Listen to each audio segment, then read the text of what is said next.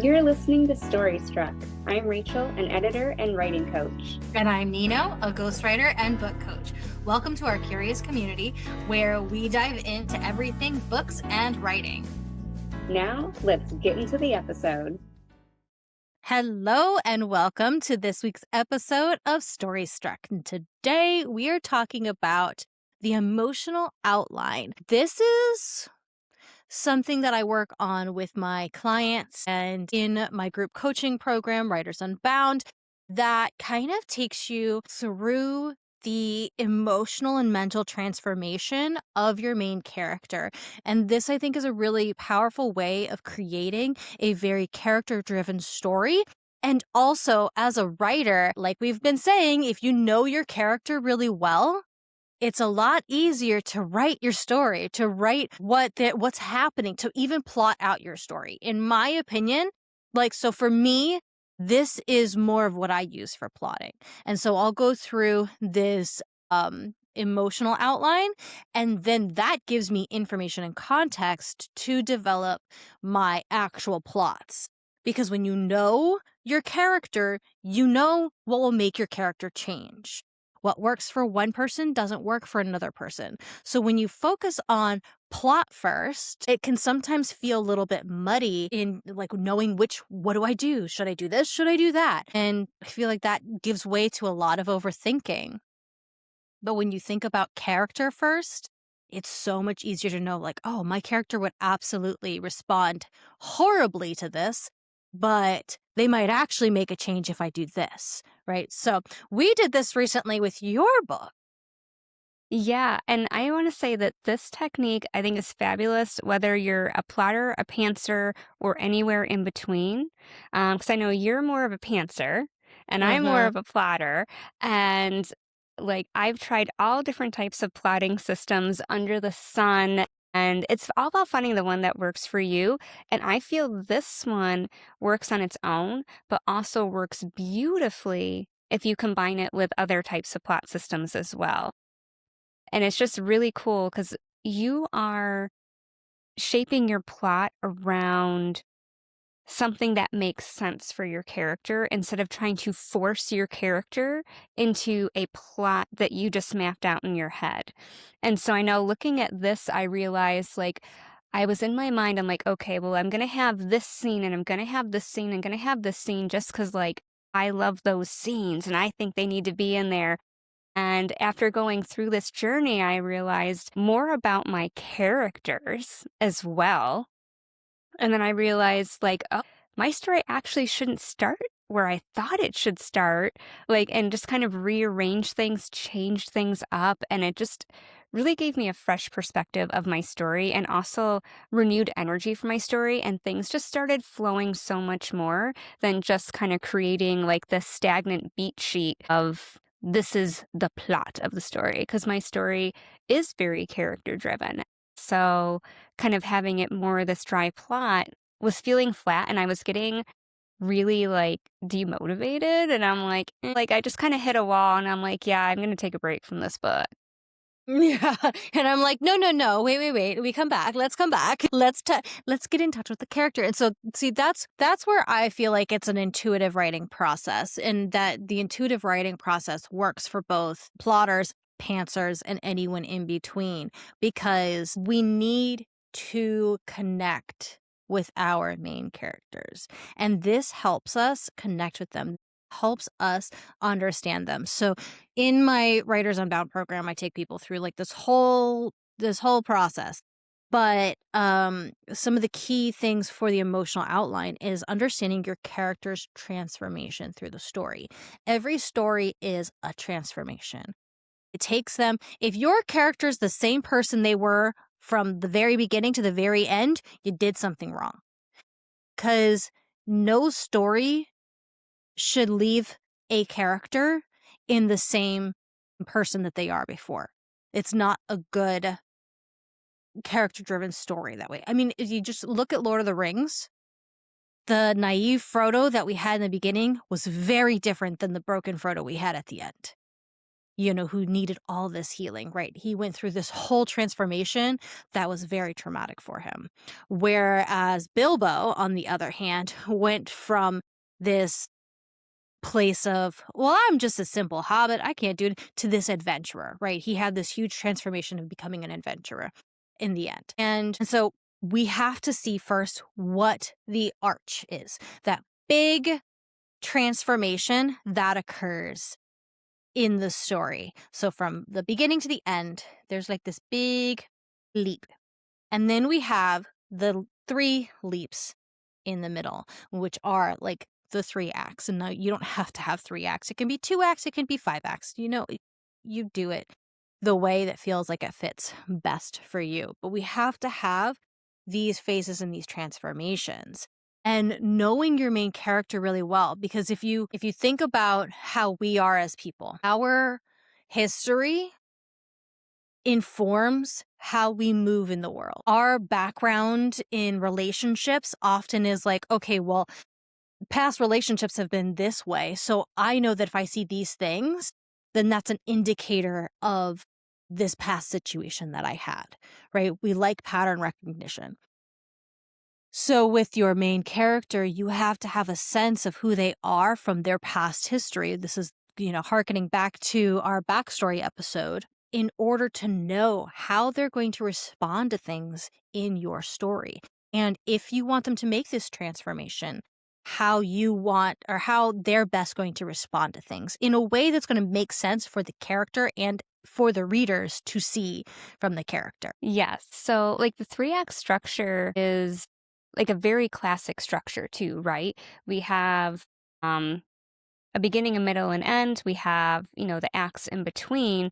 And once you go through and create this emotional outline, you can shape it into any of those because you know the beginning, you know the end, you know the midpoint, and then you just toss whatever beats in between there for whatever plotting method you're using. And then you can say, all right, well, how am I getting from the beginning to the middle when I have this, and this plot point? And then it all makes more sense. It all feeds into it. You're understanding your character's motivations and the journey that they're having to make. And you're realizing, I think too, it takes some of the pressure off because you're just like, oh my God, they have this huge shift that they're making. And then you're able to tackle it in little increments and like gradually build them, kind of break them a little bit and then build them and then have what's coming in the end. So yeah, when we're thinking about the character transformations and things, I think we can see this, right? Even if it's not like a really highly intense book. Like we can even see this in like a cozy mystery or a cozy fantasy just as much as we would see it in something deeper or right, larger scale. So this is something that I used for my cozy fantasy that I'm writing right now. And I didn't use this as much cognitively in my Loki book because I was going based around the mythology, right? And so I'm like learning all this mythology and trying to build this story around the mythology and then putting it into this trilogy now and like all of these things. But I did have a good sense of who Loki was. And because of that, I was able to just like go through the writing process and channel in the writing process and just be like, oh, of course, like it would just make sense that this would be the next thing to happen because that's the only way Loki's ever going to make a change. Like Loki's going to stay in hiding unless the person that he loves most is at risk, and that's the only way for her to be saved is by him exposing himself. And so, like because he is the ultimate masker.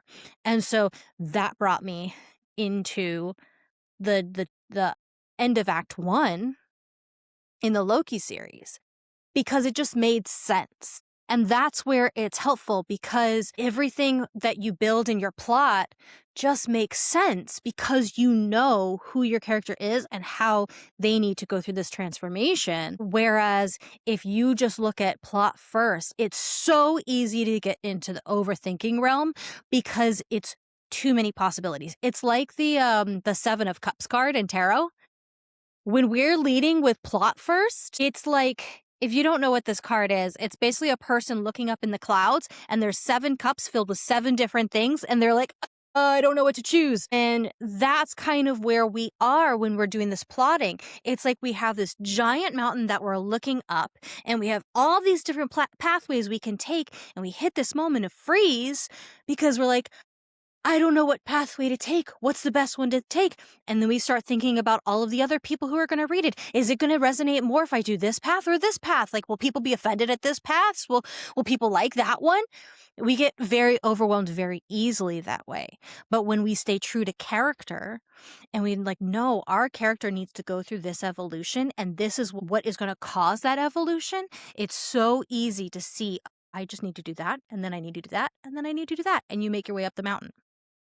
I remember right before we had our call, you had had that same moment. I used that mountain analogy for you, where it's like that's what it feels like. Especially, I feel like especially us neurodivergent people, we experience that a lot of like looking up at this giant mountain, and it's very overwhelming, and it can make us go into a freeze moment. It can make us go into a flight moment, and where it's just like, nope, can't do it, going the other way, right? When we talked about your writer's birth chart, we looked over at that and like, okay, that is one of the things that you will like naturally gravitate towards is the escape the hard thing, and bringing it back around to, okay, no, let's chunk it down. Let's make it easier. Let's make it approachable. And that's kind of what the writer or the emotional outline does. What was really fun for me, and I can't remember if I shared this with you or not, because like we did the emotional outline for my character's personal arc.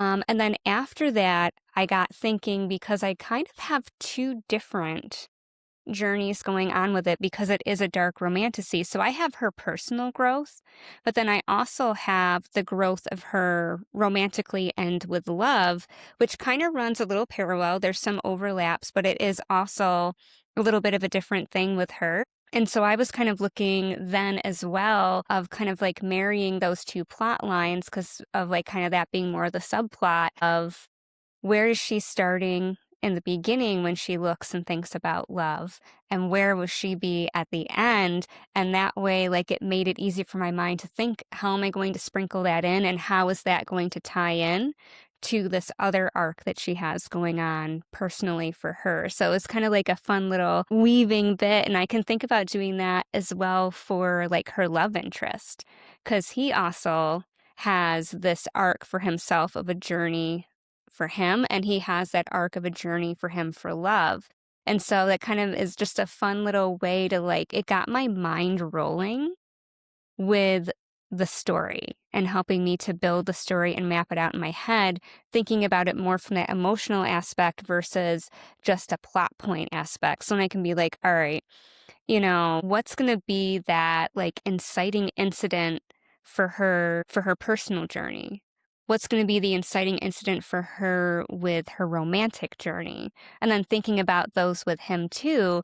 And then it's like, all right, now I have like 4 scenes in my brain that are playing into this. And then I can see where does that fit in the novel, what makes sense. Like, are they going to be, happening at the same time with like her romantic arc and his romantic arc, or does his fall a little bit later than hers? And so it's just a really fun thing, and it just changed my whole thought process around plotting and on a large scale, but also on a scene level. I'm glad you brought up the subplot thing because I just did a light version of this with one of my clients. We went through the whole emotional outline, worksheet that I have and everything. We went through the whole thing and stuff. It was like this, great awakening for her. And then she realized, oh, wait, there's this piece that's kind of being lost in this. And so we went back to it and we did a light one for her plot Mhm. with something that's happening in her book. And so we have the main character going through this big transformation. And then we have the secondary thing that is happening that she has to weave into the first 2 acts because it's pivotal for the end of the second act. And it's a completely different transformation that's occurring because she's wanting to illustrate two very different things. She's got two very specific points of impact that she wants to make with her book. And so this kind of thing is very powerful for all the layers, right? It's very informative. It gives you the information. You could do it with your secondary character. You can do it with like just key players. It gives you a lot of information about your characters and the journey that they're on. So I guess without further ado, let's get into how you kind of develop this outline. And so first you have the transformation. We talked about this a minute ago, where you have a transformation that your character has to go through. She has to start here and end here. So I'm going to use the example of my fairy book. So initially, my main character, Brielle, she is a workaholic who has a bit of an anxiety problem. She keeps herself very busy and doesn't make a whole lot of connections. Like she is a workaholic. Her life is her work. And then the one person who is most important to her in her life passes, and she has to go and take care of all that stuff. And she's got to get back to work because she's only given 3 days of bereavement, corporate life. But in the end of things, right, her transformation is realizing how capable she is and is about like finding love and connection and finding whimsy, right? We need the whimsy, we need the play in our life to make our life enjoyable and worthwhile. And then she finds her true path in the end and all that jazz. So, it's like, what is going to take this person who has a hyper focus on work, work, work, work, work? My whole life is my work, but obviously I have to go and try and save this person who I thought was dead. So I have to go and save her. Like, I am a loving person after all. But how do we then get to the point of like, okay, maybe work isn't everything. Maybe I need room for joy and play and love and connection. And so what's going to make her do that? She has to be forced into it, right? She has to have a moment where it's like, okay, fine, I will go and do this thing if you promise I can be at work on time. Like, I need to get back for work or I'm going to lose my job and I'm going to lose everything. So she gets this enchanted watch that keeps her in time. She's going into fairy, and this watch tells her what time it is in the human world. And so she's going on this adventure, and that's what she needed in order to just go into the adventure in the first place. Because without that, she'd have been like, you're insane. I'm insane. I'm going to go check myself into, get some therapy for this because obviously I'm hallucinating. And she would have left, right?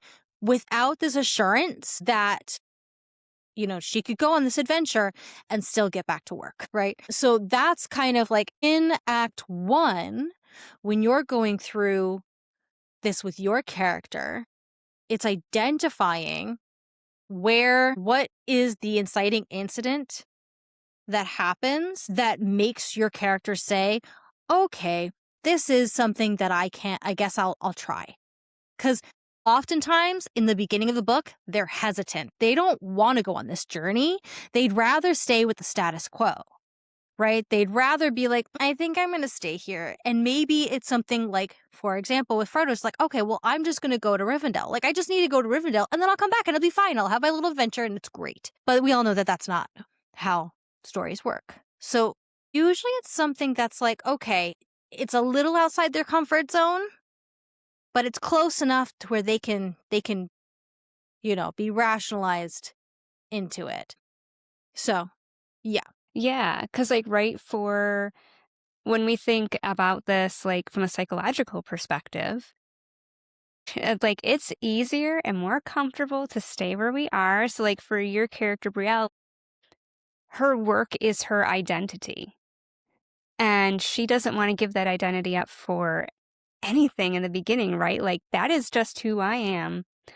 I am my work is me, and that's the way it is, and I'm comfortable with status quo because anything that has to do with change, we don't like change as people. Right. We don't want it, right? We want everything to What's go the easier. saying? What's the saying? The pain of change has to be less than the discomfort of staying the same or something like that. Yeah, because like, we think even just from something small like habits, like, I have, like, a problem with chocolate. I love chocolate, and I'm like, "You know what? I should probably have less of that. I don't need as much sugar in my life," right? Like, no, it would be good for me, and that's just something small. It's not even my identity. That's something small. It's a piece of food, but, like, the discomfort of not having that, I'm like, I don't even know. So it's like it would take, even though something small, it would take something for me to be like, all right, I'm going to have less chocolate. Maybe my A1C is getting crazy. And that is like a spark to say, yes, we're going to have less chocolate. But if we think about these things with our characters, it's not something little like chocolate. This is like a big life thing. And so it's going to take a lot for them to want to change and follow through on it. So, in order to find what that inciting incident is, you have to understand how your character identifies. What are their values?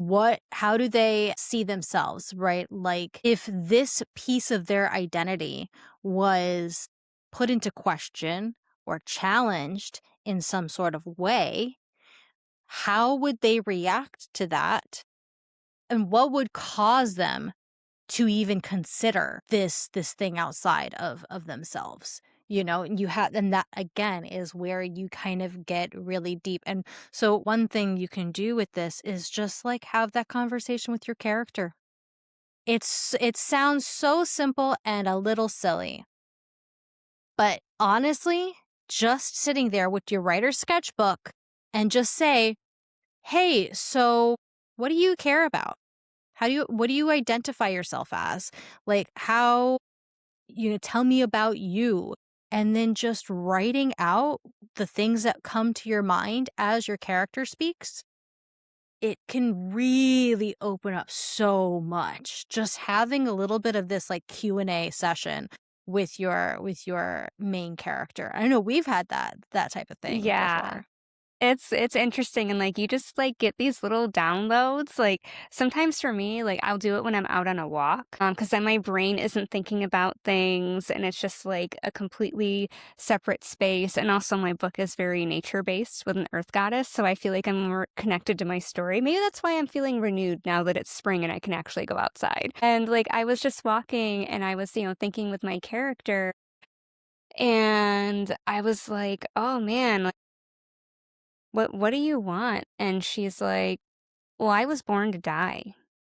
And like I don't want to die, and I want to be in control of my life. I want to be seen as more than just a pawn in, you know, in the world." And I was like, "Whoa. Okay, that's not quite what I thought." Interesting. And then like kind of dove into it more. And it's just been iterations too. Like, I was talking with her another time and just kind of writing down, and she's like, "Oh, well, I really wish that like I could have love." And I'm like, "Why wouldn't you be able to have love?" And she's like, "Well, because I'm in an arranged marriage." And I'm like, "You had no choice." Yeah, and this was set up since like literally the day I was born. Like I was promised before like I was even a day old, And I'm like, "Okay, interesting here." Like, well, maybe you could find love with this person you've been arranged with, cuz like people find love in arranged marriages. And she's like, "Well, no, cuz he's like totally evil to the bone." And I'm like, "Oh." Like, and so I just kind of like got more and more and more from her. So it's really fun to work through that. And I'm like, okay, well, how is that going to play out? Like, obviously, then she's going to be resistant to like the marriage. And if she starts to maybe find happiness with it, is she going to trust that feeling and things like that? And then also for her plot line, if she does have all of this control pushed on her and she wants to take back some control of her life, how is she going to get the courage to do that? And what needs to happen along the way? What discomforts is she going to experience? Because it's not going to be all upward. She's right going to have setbacks in it and have to decide to push forward.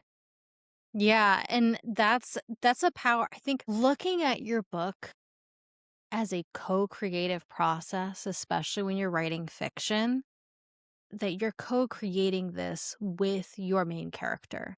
It Mhm. helps you to take a little bit of the responsibility off your shoulders, a little bit of the overwhelm and doing it, quote, right, off your shoulders. So that way you are allowed to have this freedom and this flow to write what you feel called to write instead of over analyzing and overthinking into what you should write, because it's like, oh, well, romantasy is really popular. So, like, I have to have a love story and it has to be a romantasy because, like, that's what publishers are going to pick up. If that doesn't feel right to your story, you don't have to do it. And by trying to force yourself into that is going to make it so much more difficult for you to find the flow. So yeah, it's building up in that first act, building up your characters so you can really see who they are and where their world is. And then the thing that kind of shifts everything. So then you have that like inciting incident, for example, that pushes them into their journey. And then we go into act two. So I feel like, what did I call it? The act one is the spark of change. So you're bringing your character to the moment where everything in their story shifts and they're having to take a different path than they originally thought out for themselves. So for your main character, right, she has to reach this moment of like, wait, there is possibly another option for me. Because she's had this whole thing in her life. I'm just going to marry this old jackass of a guy, and that's going to be my life. And like, I have no hope for anything else. And then hope arrives. And that's the thing that sparks this new path for her. So it's the spark of change. And then in act two, we have, what is it? Finding rock bottom. Because typically in like a 3-act structure, you go through this journey where things are going all right, and then all of a sudden something happens and it's a collapse. So, for example, in my cozy fantasy, my main character, Brielle, reaches her rock bottom when she can no longer make it back in time to make it to work by the time she needed to in order to not be fired. And also has now lost this trial, the series of trials that she's been going through in order to save the person that she thought had passed away, but it turns out is just trapped in fairy. So now she's lost everything and she doesn't know what to do with herself. And so now she's officially hit rock bottom. So what is it that needs to build in order to make that breaking feel more powerful? To know that, you have to know what's going to break your character. What's going to cause them to be like, okay, I've lost it all. Like, I don't know what else to do. So they stop looking back to this old path of theirs and start really leaning into this new path. Yes, because, right, we can never go back to the person that we were before. No matter how much we want to. No matter how much we want to, we can never go back because we are not that same person anymore. Whether it's because of the experiences we've done or had, the things we've done, the thoughts, everything, we can never go back. And so we are, in a sense, committed to push forward because we don't like where we are and we feel worse off than when we started. So that discomfort there is enough to push us forward. And if you think about those times in your life where, um, like you're like, this is not what I thought was going to happen for myself. This is not the plan that I had for my life. And now everything has changed. And then once you start going down that change, you're like, okay, like I might be able to make my way back to that. But then you finally have to accept there's no going back to that. There's no peace between you and your ex. There's no, there's no going back to, school and in having the experience that you lost out on, because now you are 40 and you're going back to school and you're not 20 and able to have like the full college experience or whatever. Like there's no going back to this thing that you lost. So now you have to make the best of what you have. So we have Act 1 is the spark of change, the thing that brings your character towards this journey. Then you have hitting rock bottom, which makes them fully like, okay, I can't go back to the way things were. I have to fully go into where I'm going. And that's when we hit the third act, which is embodying the change.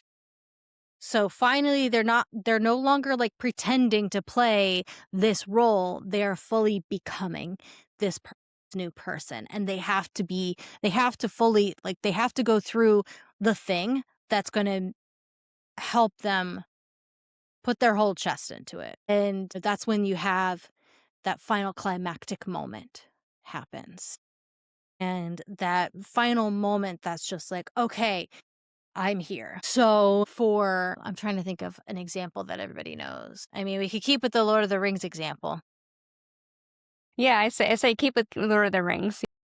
Yeah. So we have, the end of, book one, we'll call act one, right? So at the end of book one, Frodo reaches the Rivendell and realizes, I got to keep going. Okay, but it's fine because we'll get back. And the whole time in book two, he's talking about, when we get back. And then things start kind of shifting and start becoming darker. And it's just like he's thinking, I don't know if we're going to make it back, right? And by book three, he's now in this darkness. He's fully being taken over. Okay, so then for Frodo, whenever he goes and he's at, what's it called? Mount Doom? Mordor? When he goes to Mordor and he ends up, the ring is tossed in and stuff, he has this whole climactic moment, loses his finger, all that stuff. And then he literally thinks he's going to die. And his whole embodiment moment was like, okay, I did the thing. At least I know my world will be safe now. And he just basically accepts that he's done for. And then we have the whole save and everything like that. But he has to come to the point to where he's like, no, I'm fully going into this. So he has to have that whole journey of, all right, no, there's no other way back. Like, he's not going back. He's accepted. He's not going back to the Shire. He's probably going to die here, and that's going to be okay. And so he's got this whole time where he's building it up. Sam's still in denial, almost up to the very end. He's like, no, because he's the eternal optimist. But Frodo is having this whole time of like, no, I'm probably not going back, right? So where in your story is your character like, okay, I think I'm going to accept that I can't go back to the old story. I can't go back to that old path, the old life. And maybe they're looking back on it fondly and missing it.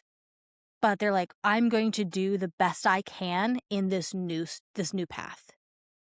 And that's when they come into finally putting their all into who they're becoming. It's messy, Yes, but we got there. yeah, so that gives you, right, that complete emotional journey. Sometimes decisions are really hard, especially the ones that lead to pivotal change, because you have to put something at risk. If it's a romance novel, your heart is at risk. And we all know like how hard heartbreak is.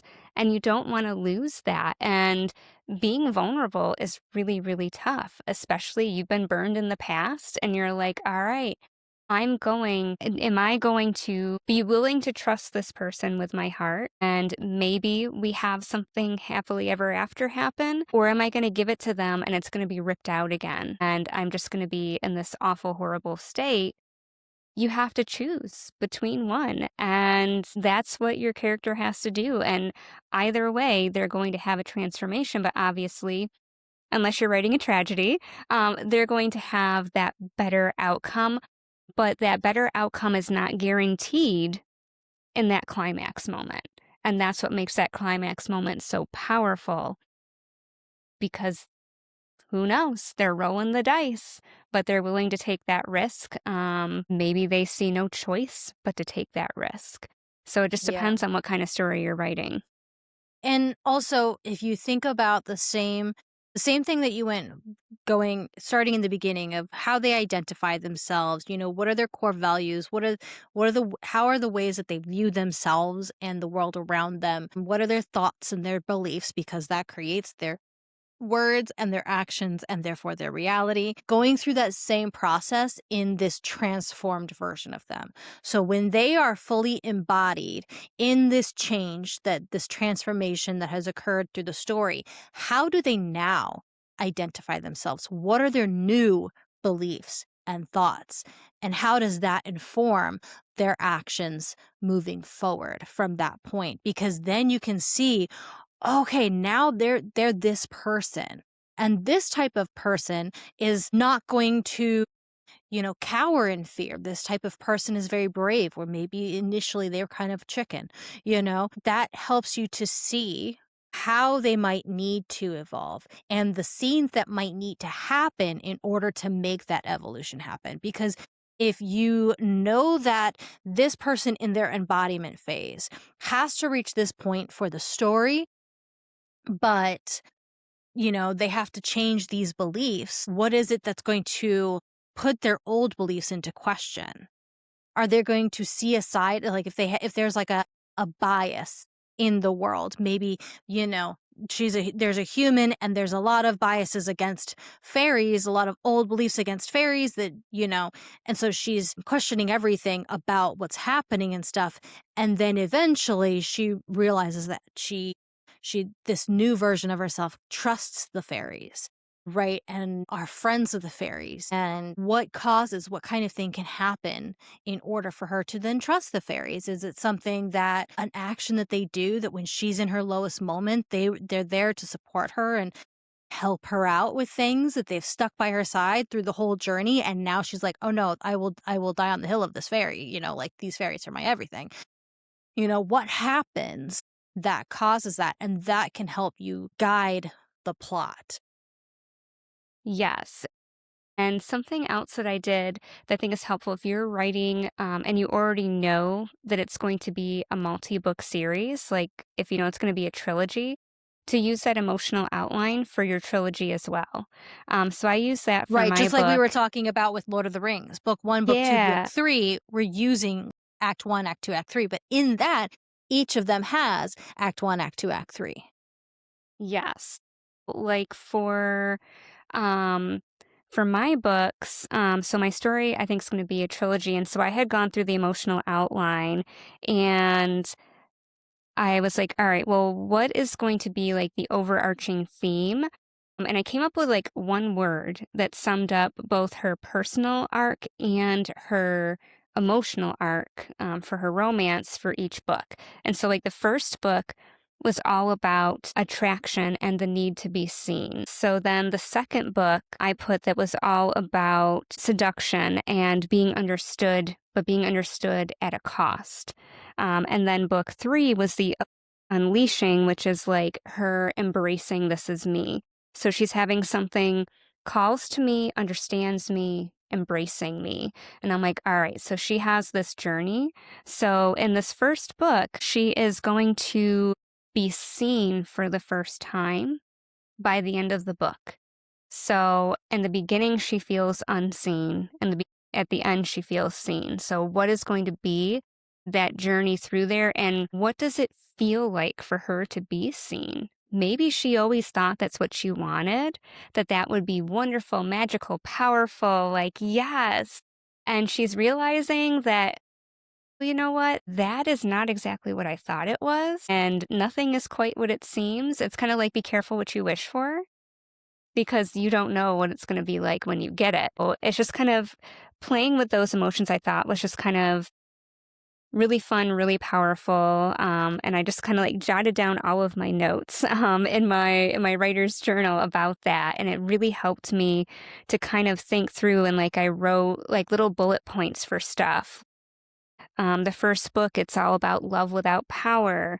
And then the second one, right, we have, you know, love with consequences. So it's like just these journey pieces are shaping how I'm going to do the narrative and how I will think about my characters and how they will change, because she won't be the same in book 2. Now she's seen, she can never be unseen. Like that ship has sailed. So now she's learning, what is it the cost of being seen, but I don't yet know who I am. Yeah, and I think that that's a great way, and one of the powerful things about developing this character-driven emotional outline is that you can use it for a 3-book series and have that same, like, what is the big overarching transformation that happens from the beginning of book 1 to the end of book 2? And then move, and then have, okay, each of these books is this level of transformation and going through, right? It's still, book 1 is still the spark of change, Hmm. right?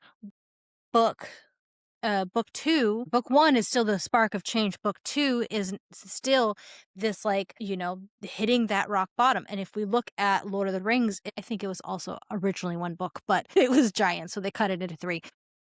But it still brings about, okay, now, right, the Two Towers ends in a very dark place. Yep.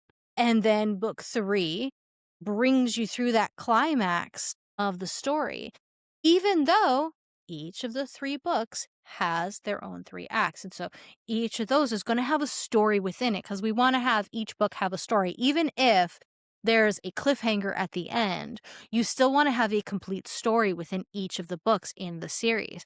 And then breaking it down that way. Okay, what is the spark of change that happens in this first book that brings her through this whole thing? And I also really like how you put the words to it, because I feel like that creates an anchor for each of the acts or each of the books. It creates an anchor of, okay, I know that in this act my character has to, like, it's about this, right? So with mine has 3 trials that she goes through, and they're not like clean cut in each act, but looking at these key moments and what it teaches, what it shows your character. So I have her in her first trial, she learns how strong and resilient she is. It's a trial of courage. So this trial shows her how capable she truly is. And then the second trial teaches her how to trust herself, where she didn't have that self-trust before. She gaslit herself all the time, like we do, right? We're like constantly like, okay, stop gaslighting myself, And so that teaches her how to trust herself. And so as your character is going along this journey, what are they learning? Because that also tells you, what things need to happen in order for them to learn their lessons and to learn the next lesson, in order for them to go through this transformation. The events need to show your character why it's a good idea to continue down this journey, why they need to continue down this journey in order to become the person you need them to be. Absolutely. And that's why this technique is so powerful. And even if you are already in the midst of writing your book, I think you should still take the time to sit down and do this, because you're going to make sure that everything is leading towards what you want it to lead. And even if you feel like maybe the earlier stuff you wrote isn't quite there yet, that you can tackle in round 2, where now you can be like, okay, well, I'm here right now and I know that they need to get here. So maybe I need to tweak what I had coming up to get them there. And then when I do revisions, I can see what might need to change from the start to this point where I started doing this more emotional look at my book. Yeah, um and also with doing this emotional outline, I have found, because I consciously did it with this book. I unconsciously did it with the other one, but I've consciously done it with this book. And I went back and actually looked at what I wrote down, and it's different. What I'm writing now is different. It gives you a backbone, right? The vibe of each piece, the pathway to take, even if the pathway is not exactly how it looks on your map, right? Like if you've written down your whole outline, maybe by the time you actually get into the book, you're like, oh no, this is the path. And it looks different than it does on your map. Just like if you're journeying up that mountain, like maybe you actually find that the path is straight here where it was curvy on the map. You're still moving in the direction and stuff. And it's okay. That's where we talk about, allowing your book to evolve. The books have to go through an evolution, and keeping it character driven like this helps you to allow it to evolve so you don't get so stuck on, but this is the plot point that I had. Like, this is my original plan. I have to keep this original plan. Because through the evolution, we find a lot more, right? We oftentimes like, oh, I'm going to have my book and it's going to be about this and this is what it's going to be like. And it's like this flat idea. And then as we dive deeper into it, it starts to kind of shift and change. And sometimes it's like, but I was gonna have this point in it. Like, I need to have that because I planned it. Like, I planned to have this point in it. And then the overthinking can kind of take over a bit. Allowing for evolution when it feels right. And that's another part of intuitive writing, is like less of what makes sense and what feels right. Yes, learning to be less my precious with our books, right? And like whenever I think about using that the mountain analogy, it reminds me of like going out for a walk on the property here. That we have the trails that we've created that we maintain, we mow, things like that. But there are so many game trails that the deer have made through stuff. And if I was just walking on the path of my plot, I'm going from here to the top of the woods, and I just kept on that, like, I would just go, okay, merrily on my way, and it may be a little boring, it might be okay, it might get me there. But if I am willing to kind of hold loosely and let things go, I might realize, oh, this little game trail right here, I'm going to go kind of explore that one and realize that the people who used to own this property planted a cherry tree. And the cherry tree is on this game trail that I never knew was there and I never would have found it. But I can still follow that game trail and it's going to reconnect to the main trail down the road. I just got there a slightly different way, but it was a more exciting way. And if I hadn't been willing to step off this rigid path I'd made, I never would have found that unexpected surprise. So I think like that's kind of, this has helped me as a very rigid thinker, rigid plotter, to be willing to go with the flow a little bit more, that I can still have my outline because that helps me, but realizing that I don't have to hold a death grip on that outline because I still know the end of where I'm going to, but it just might shift a little bit the path of how I get to that emotional journey at the end. That basically wraps up the general piece of the emotional outlining because, you know, with each person's book and characters and genre that they're working in, the outline's going to look a little bit different, but this kind of gives you an idea of how you can kind of use this technique in order to drive your narrative forward. And if you're interested in learning more about intuitive writing and start tapping into how you create more of this flow in your life, whether you're a pantser or a plotter, to like learn how to start co-creating your stories, I do have a free masterclass and workbook for intuitive writing that will be linked below. So if you want that, just click that. And I highly encourage it no matter what type of writer you are, because I am the most rigid plotter of plotters, and this has just exponentially like increased my creativity and my inspiration, and I'm able to fit it into the model that I use for myself, but also find that it has freed me up a lot where I'm making more progress than I would if I just kept with my crazy plotting structure. So make sure you go check that out. Thank you for listening. Check out the show notes for details and links from the episode. And don't forget to subscribe and follow for more. Special thanks to our composer, Micah Silverstein. Enjoy the rest of the music.